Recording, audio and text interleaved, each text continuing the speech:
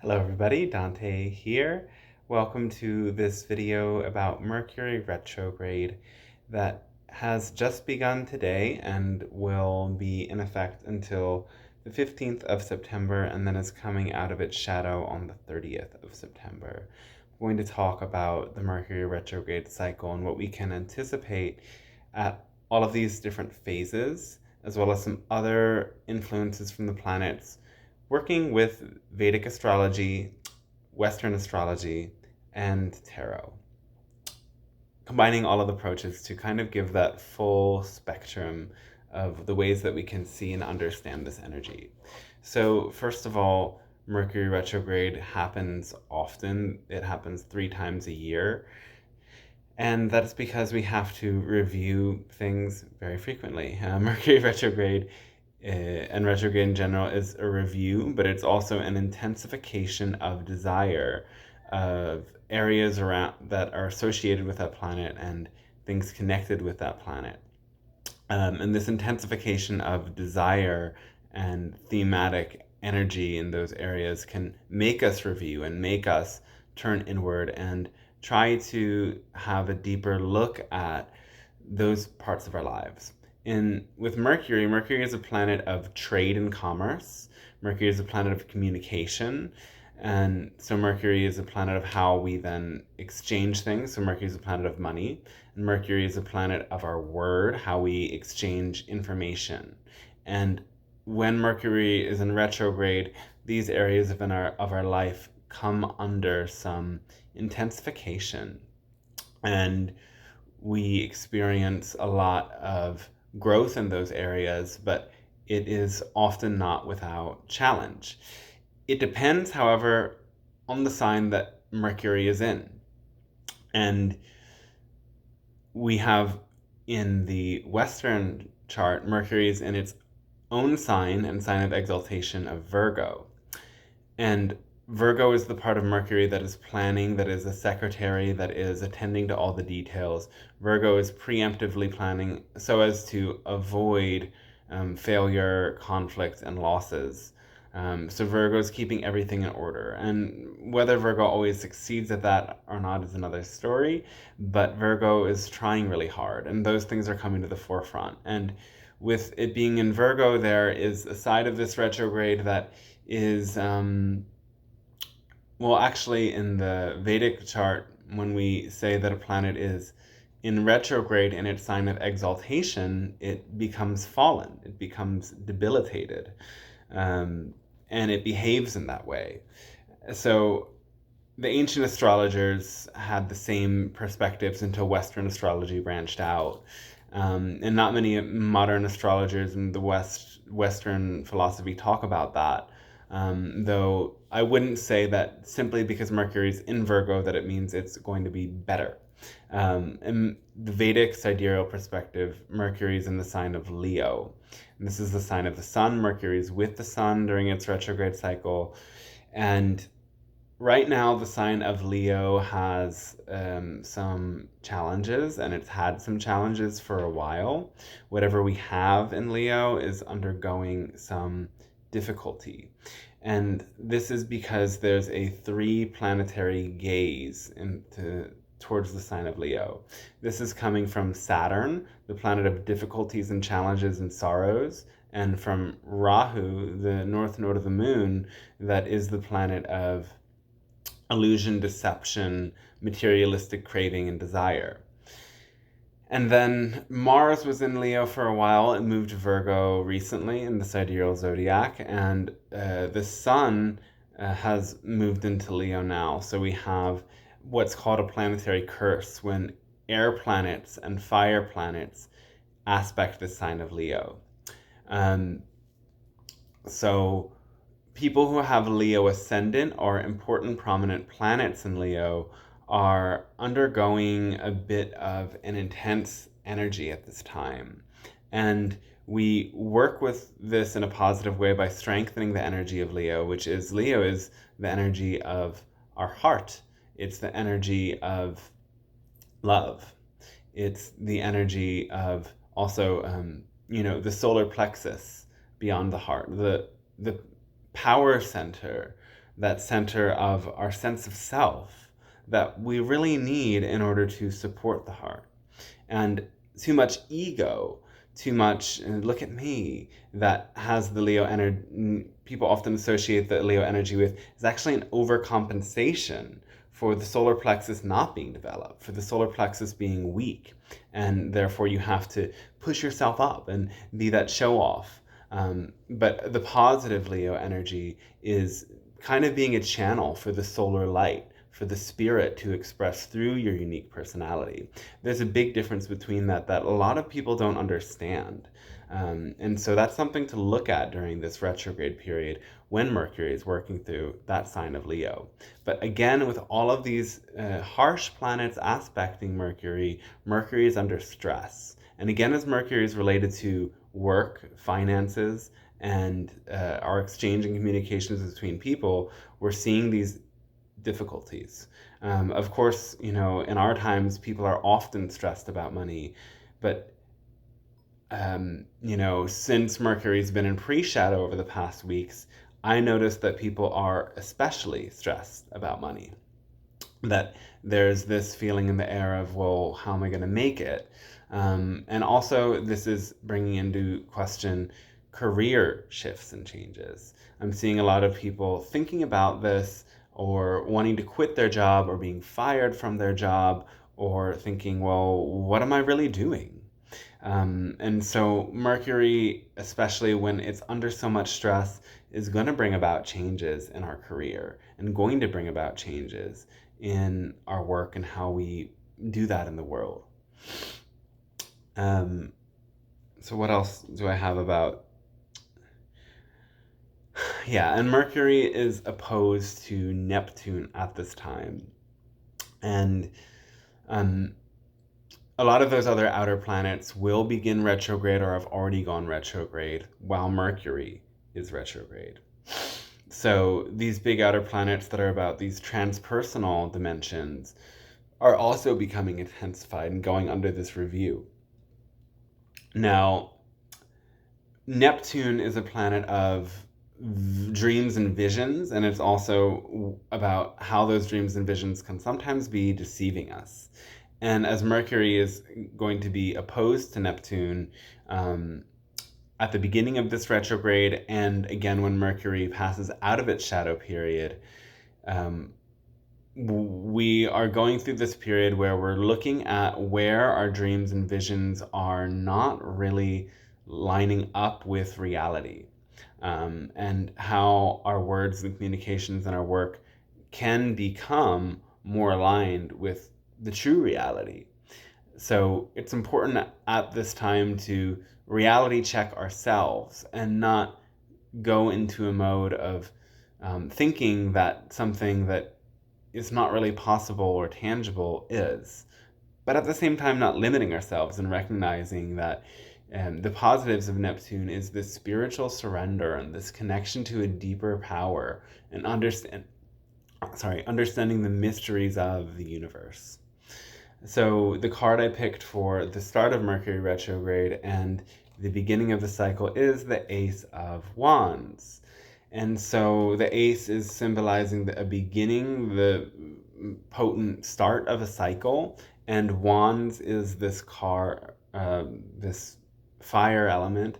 It's creativity, it's effort, it's willpower. So what this means is that we're going to be hard at work during this retrograde cycle, and we're going to have to plant the seeds now of what is that change in our work? What is that change in our lives? What is that change of how we relate to power and how we relate to ego, which is very connected with that Leo energy that we're seeing in the sidereal zodiac. And so Mercury goes retrograde, and then we're seeing that. And as Mercury goes retrograde, its speed starts to increase. And so a couple of days into this, we're going to be, right now we're kind of planting the seeds for what those shifts are. And then coming through the end of August, it's increasing, it's becoming more intense. And then we're coming to move towards the, something on the phone come up. We're coming to move towards the zenith when Mercury passes over the sun. And this point is a very pivotal point in the retrograde cycle. Mercury becomes combust, and it's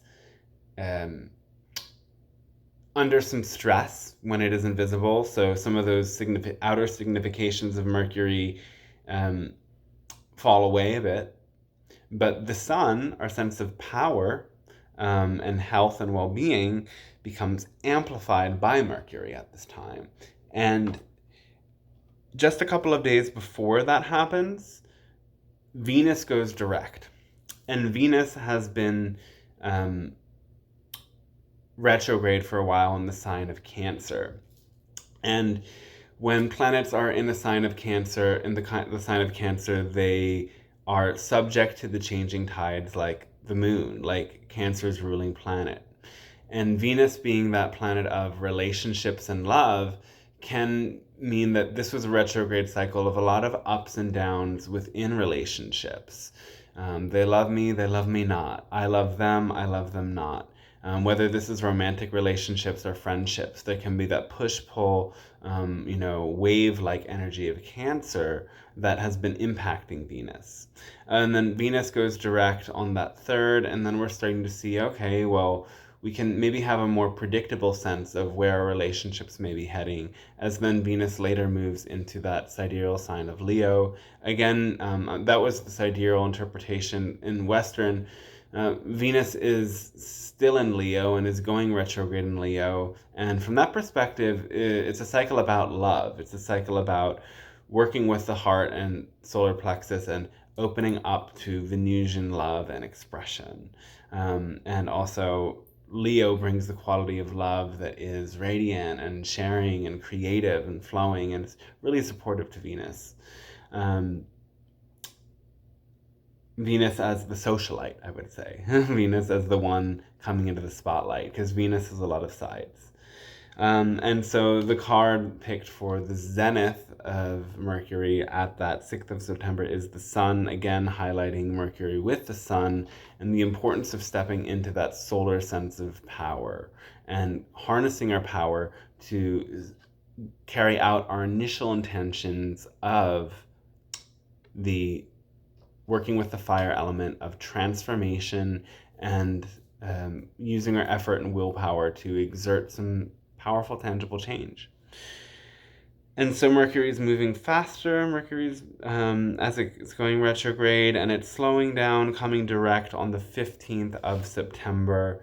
And that slowdown point is like, oh, okay, maybe we're getting to this epiphany, or coming to realize something, or coming to see sort of the culmination of what we've been reviewing and coming to understand through the retrograde. And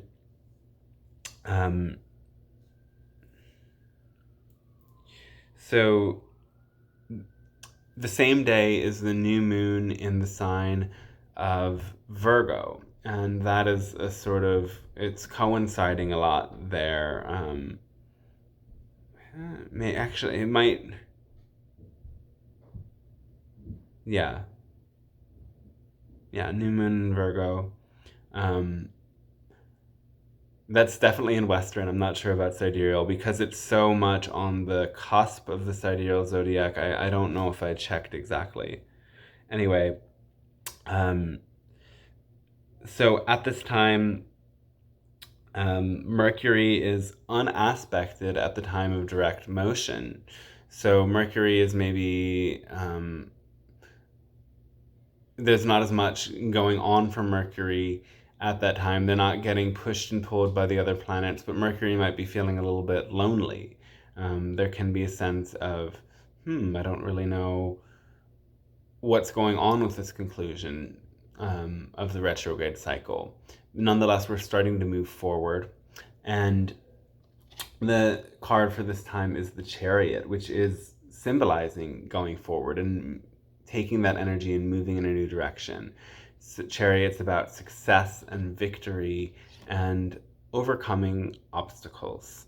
And Chariot's associated with that sign Cancer, which can somehow suggest, because Venus has been in the sidereal sign of Cancer, that Mercury's direct motion is also helping us to deal with what we learned through the Venus retrograde cycle, which was in Cancer.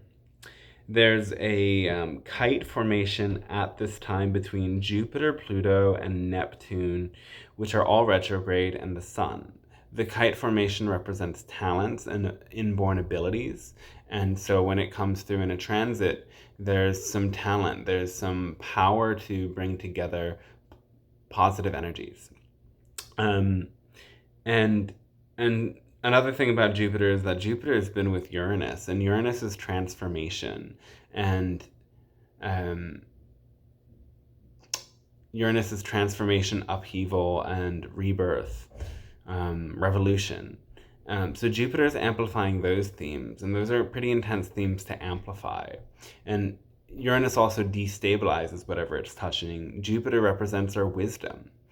And so this is a time where we might feel topsy-turvy and we don't necessarily know what's going on. I know that in my life I'm like, I don't know what's happening, but it is all just happening, and taking it day by day. It's really a time period of taking it day by day and assessing those energies in the short term. Again, Venus retrograde in Cancer, Cancer being the quickest moving, quickest changing sign. It's a time of a lot of adaptation.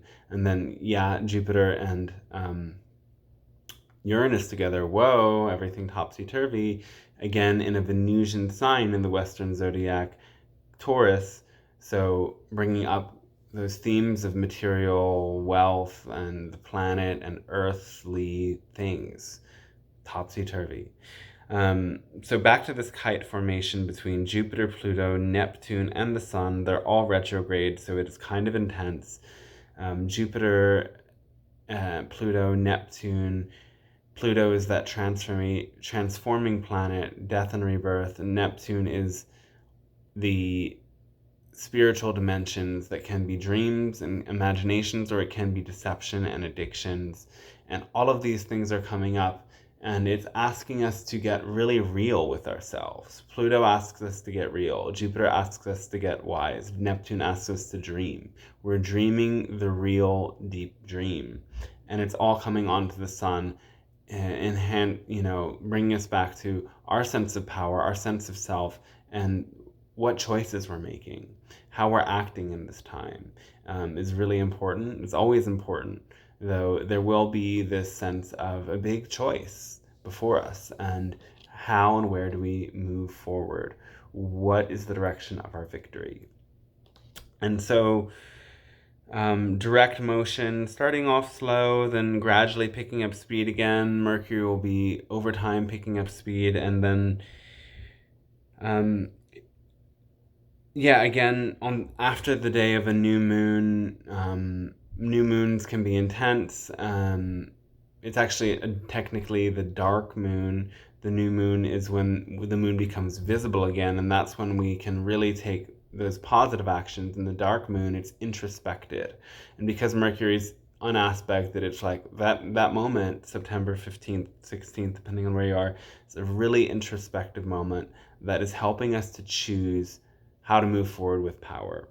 And so anyway, back to the Mercury moving out of its shadow on September 29th or 30th, depending on where you are. It's stepping back into that grand trine with Pluto, Uranus, and Jupiter. And then there's, planets of transformation. So as Mercury moves out of its shadow and starts to pick up speed, we're facing transformation yet again. And we are... So the card I picked here is the Eight of Swords. And it says here, the Lord of Shortened Force. And the meaning of this card has a lot to do with not putting excessive expectations and pressure on yourself or on others, not demanding too much. And it's really much in line with these energies of transformation, is when we insist on our outcomes, particular outcomes, and when we demand the universe work a certain way rather than allowing ourselves to be attuned to the natural forces that work around us, this is when we come into challenge. When we do attune to the natural forces the universe and the natural forces of transformation around us, this is when surrender opens up and we can let that higher power guide us. And this is also a lot of what that Neptunian energy connected with Mercury at its degree of retrograde and exiting its post shadow finally comes down to. And so let's look also around this time. The moon is with the nodes and Mars is with the nodes. The moon will be with Rahu and Mars is approaching Ketu. So Mars and Ketu is a combination for headless anger and impulsivity. Ketu, or the south node, represents what we're leaving behind. It's also symbolized by this being without a head. So when planets approach Ketu, like yesterday we had the moon with Ketu, it's like, oh, we can be speaking things without thinking. We can let our heart act or speak without really considering what's happening. And then Mars, who is connected with our nervous system and our anger and our rage, it can bring headless anger, and it can bring angry outbursts that don't need to be expressed. And when we anticipate these transits, we can sit with that energy and we can maybe do an emotional release practice, or we can go into shamanic journey or a meditation that allows us to step into, where is this unhinged energy? Where are we still holding on to rage? And give that a safe space to express, rather than dumping it into our relationships or bringing it into our work life or a roommate situation or whatever, which is not what we want to do, not leading to good results. And then the moon with Rahu can bring about this sort of edginess. Rahu is very craving, a very desiring planet, and the moon situated with Rahu can bring about this sort of overly desirous nature that can also send us in directions that aren't as preferable. And so this really aligns with this Eight of Swords, the need for restraining ourselves, the need for holding back our force and not demanding things play out a certain way.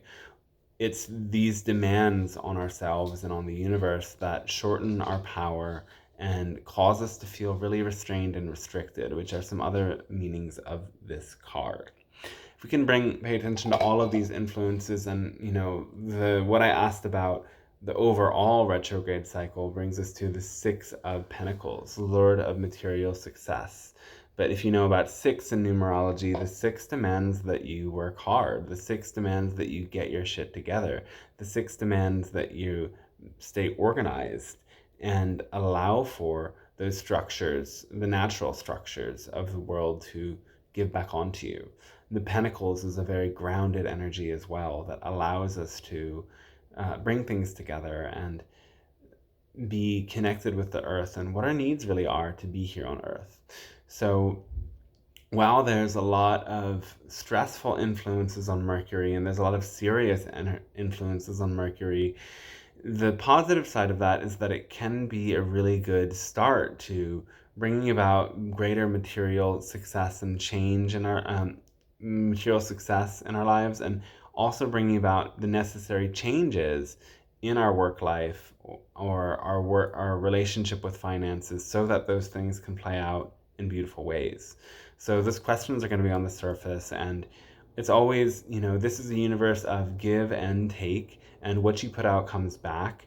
And it's in these times when people are more stressed that they might be fearing, oh, well, I can't invest in this, I can't focus on this right now. But it's really when you set aside the time for your own self-care and your investments in your healing and your growth, that you can make best use of your own energy with the right understanding and the right care. So in this time, in order to succeed, don't be afraid of putting your resources in the right places so that you can take the right steps, as that is going to pay out. And remember, it's a time of hard work.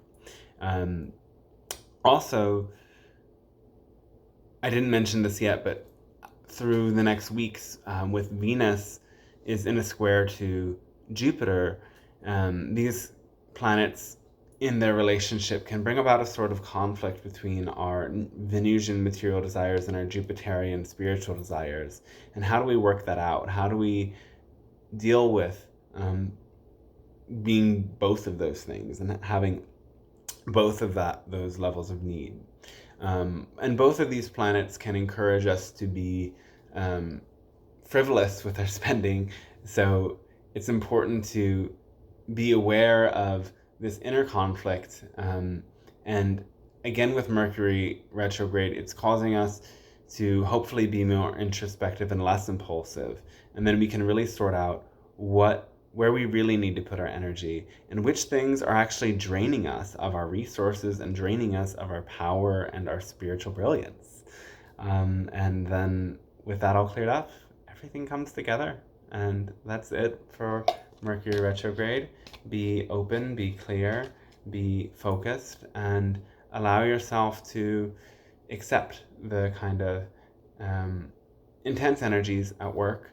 But also Mercury, other things connected with Mercury is a sense of humor and playfulness. And so when it gets too serious, to lighten up Mercury, we need to bring in a sense of playfulness and fun. And this is often some of the most important ways to deal with these heavy aspects of Saturn and the North Node Rahu on the moon. Let yourself lighten up. Let yourself, yes, enjoy the discipline, but the balance of that is that, everything requires its opposite in this dual universe. So when we balance our work and our play, then we're able to show up in a really healthy and healed way. Don't overburden yourself. That was what this card was saying. It is a time to really focus, but we need to make sure we don't overburden ourselves. And by that time, at the end of September, we can really see, okay, maybe now is the right time that this load can be lightened. Well, I hope you really enjoyed this reading and it really helps you. And if you are interested in learning more about how this will affect your personal chart, we can set up a reading, and I'm available for those. I have quite some time now to check in with your chart and help you see how the planets might be influencing you and how to find some useful remedies and ways of dealing with that and plan for this retrograde cycle of not just Mercury, but again, all of those outer planets going retrograde. We focus most on Mercury because this is a short-term forecast. In the longer term, the outer planets become more important, but I do like to kind of microscope in on one influence at a time, as that can really help to illuminate some areas of life. So my website is santestarshine.com. You'll find my contact info there and the information to book a reading. Ideally, you'll do that through the Calendly platform, which sets it all up automatically. But if you can't find a time there, you can send me an email. I also accept donations for the readings and forecasts I do, and the information that is on the website as well. I appreciate you for watching, sharing, liking, subscribing, all the things, and have a really brilliant, beautiful retrograde cycle. Live it up and let it bless you up. Anything else?